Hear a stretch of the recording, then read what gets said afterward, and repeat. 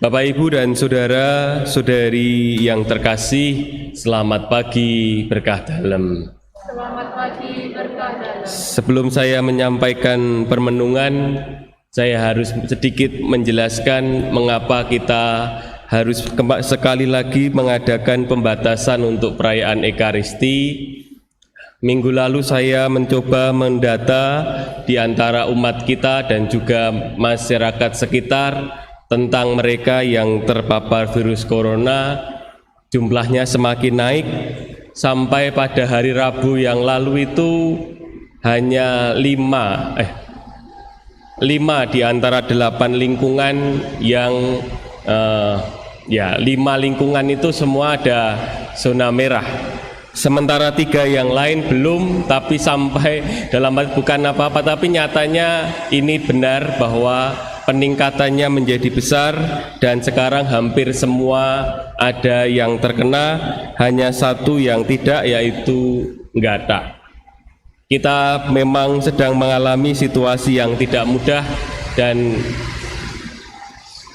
bentar nunggu mobil lewat.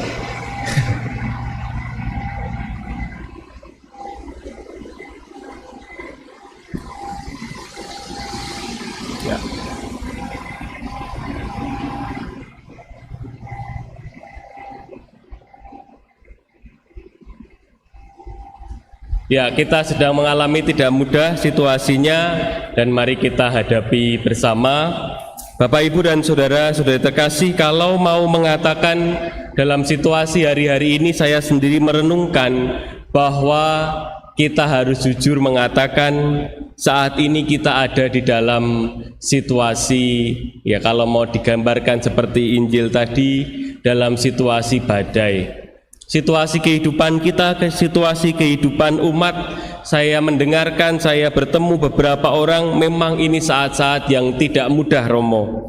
Saat-saat ini kita ada dalam situasi yang sulit, baik secara ekonomi. Banyak orang mengalami saat-saat tidak mudah secara ekonomi. Baik secara rohani, situasi-situasi ikatan-ikatan sosial, hubungan dengan orang-orang sekitar yang menguatkan batin, pengalaman-pengalaman doa bersama, pengalaman Ekaristi, dan juga dalam agama lain, situasi-situasi yang dialami sama. Secara rohani, kekuatan, kesempatan untuk mendapatkannya sekarang ada dalam situasi yang tidak mudah.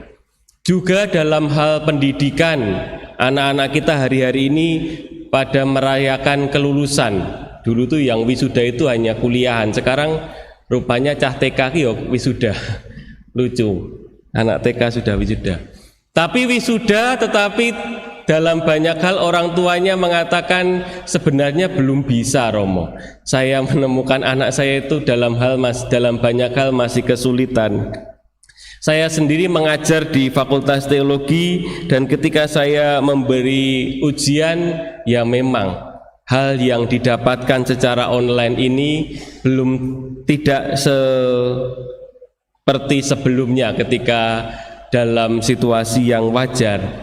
Secara batin kita juga mengalami saat-saat yang tidak mudah. Ada banyak hal yang mengekang kehidupan kita, ada banyak hal yang sebenarnya ingin kita dapatkan, tetapi situasi menjadikan kita tidak bisa mendapatkannya.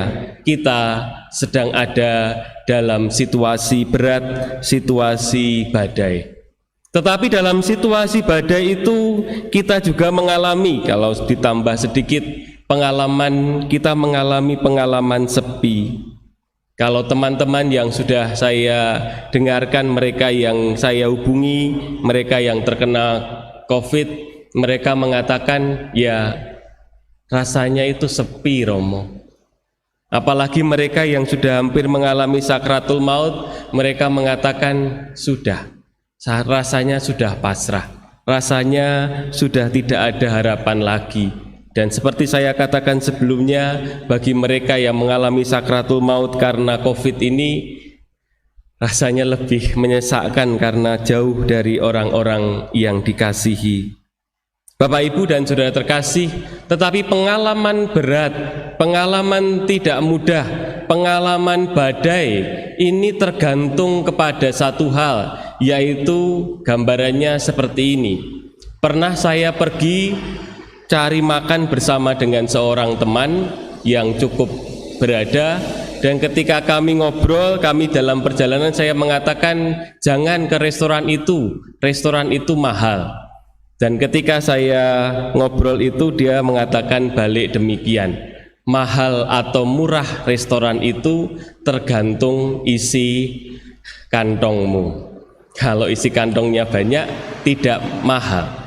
Demikian juga suatu ketika saya mengikuti seorang teman tentara di sini lari, kok berat sekali larinya. Lalu dia mengatakan dengan tenang itu, berat atau ringan itu tergantung apakah kamu pernah membiasakan atau tidak.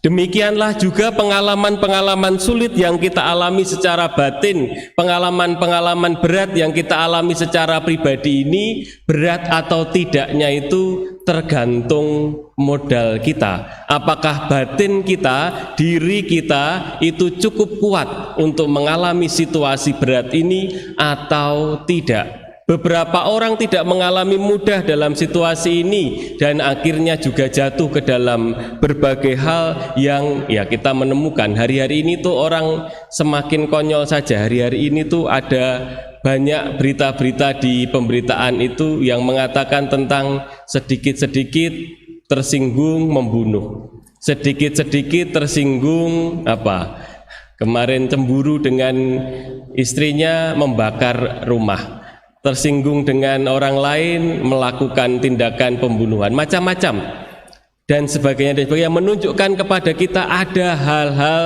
yang memampukan kita untuk kuat, tetapi ada saatnya orang-orang yang secara batin itu tidak kuat akhirnya jatuh juga. Itulah ungkapan yang dinyatakan oleh Yesus dalam bacaan Injil hari ini yang mengatakan, lalu Yesus berkata kepada murid-muridnya, mengapa kamu begitu takut? Mengapa kamu tidak percaya? Kita sedang diundang untuk mengatakan ayo ditambah, dikuatkan batinnya. Semoga pengalaman-pengalaman sulit ini menjadikan kita lebih kuat secara pribadi. Benar kalau kita mau mengatakan sebelum COVID itu semuanya dalam banyak hal lancar, mendapatkan rezeki, bisa pergi kemana-mana, situasi semua nyaman dan terjadi begitu saja. Tetapi apakah juga dalam situasi berat ini tidak ada hal yang bisa kita pelajari? Benar, harapan itu adalah kita menginginkan hari esok yang lebih baik, pengharapan corona ini hilang. Tetapi juga mari kita melihat bahwa saat ini pun ada banyak hal yang rasa-rasanya adalah berkat bagi kehidupan kita. Ada keluarga yang mengatakan, Romo, kami semakin dikuatkan, kami boleh bertemu bersama. Dulu pada waktu awal-awal itu, karena seringkali dulu kami pergi sendiri-sendiri, rumah itu seperti kos-kosan. Sekarang punya waktu ada di rumah, kadang-kadang sempat berdoa bersama. Ada kesempatan di mana orang anak-anak diajari bahwa tidak semua hal yang diinginkan harus didapatkan. Dulu banyak hal itu anak-anak dalam kata-kata teman saya itu seperti idu geni. Apa yang diinginkan bisa didapatkan karena orang tuanya anaknya cuma 1 atau 2, apa yang diminta diberikan. Tetapi pandemi ini menjadikan orang tua tidak bisa menjamin, tidak bisa memberikan semua yang diminta oleh anak-anak. Maka anak-anak bisa belajar, ada saatnya saya menginginkan tetapi saya tidak mendapatkan. Dan inilah kehidupan yang membantu kita untuk mengalami situasi yang sulit yang nyatanya harus kita jalani. Maka pesan perayaan Ekaristi ini ada 2. Yang pertama adalah mari kita melakukan olahraga, menguatkan fisik kita, menguatkan imun kita, menguatkan tenaga kita, yang memampukan kita, kata orang, bernafas itu berolahraga itu memperpanjang nafas, menguatkan otot-otot kita untuk menghadapi banyak tantangan fisik. Tetapi juga jangan lupa yang kedua yang disebut sebagai olah batin. Olah batin itu membantu kita untuk sabar, ikhlas mengalami hidup yang tidak mudah, mampu bersyukur bahkan ketika yang didapatkan bukan yang diinginkan. Ada pepatah lama yang mengatakan, apa yang tidak membunuhmu membuatmu lebih kuat. Dalam situasi-situasi hidup kita yang sulit ini, kita dibantu untuk menjadi lebih kuat. Semoga bukan hanya kita yang membentuk diri kita sendiri mengalami diri yang lebih kuat, tetapi juga kita membantu mendidik anak-anak kita menjadi pribadi-pribadi yang lebih kuat. Semoga setelah situasi ini berlalu, semuanya menjadi lebih baik. Bapak, Ibu, dan saudara-saudari terkasih, seperti halnya olahraga perlu pembiasaan. Demikian juga olah batin perlu pembiasaan. Bersyukur, ikhlas, sabar, doa, meditasi, kemampuan untuk mengucapkan terima kasih kepada Tuhan, kemampuan untuk memohon kepada Tuhan, kemampuan untuk berbela rasa dengan orang lain, itu membantu kita untuk menjadi pribadi-pribadi yang lebih mampu untuk menghadapi kesulitan hidup kita. Di akhir bacaan pertama dikatakan dengan jelas, ketika aku berfirman, sampai di sini engkau boleh datang dan jangan lewat. Disinilah gelombang-gelombangmu yang congkak akan dihentikan. Mungkin pandemi ini adalah kesempatan bagi kita untuk mengalahkan kecongkakan kita, kesombongan kita, bahwa kita bisa melakukan semuanya, bahwa kita bisa mendapatkan semuanya.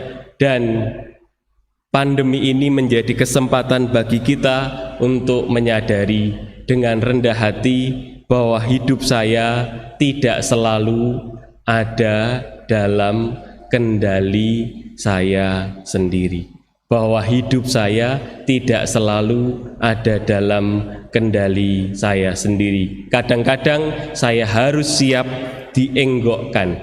Dienggokkan itu bahasa Indonesianya apa? Apa?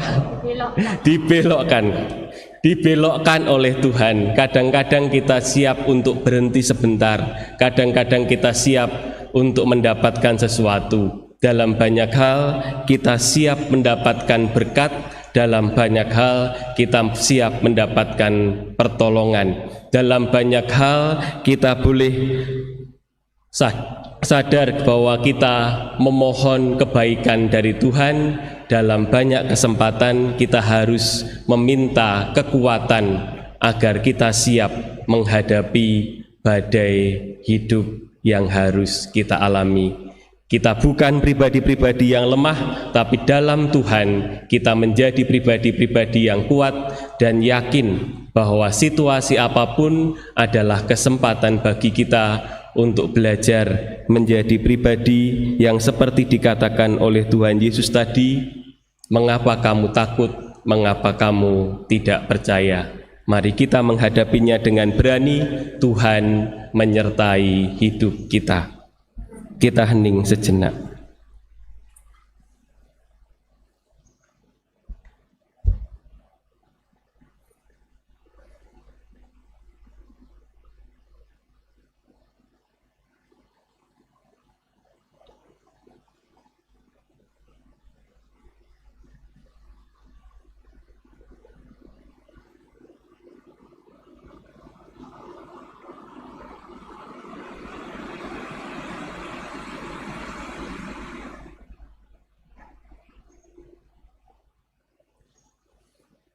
Kemuliaan kepada Bapa dan Putra dan Roh Kudus,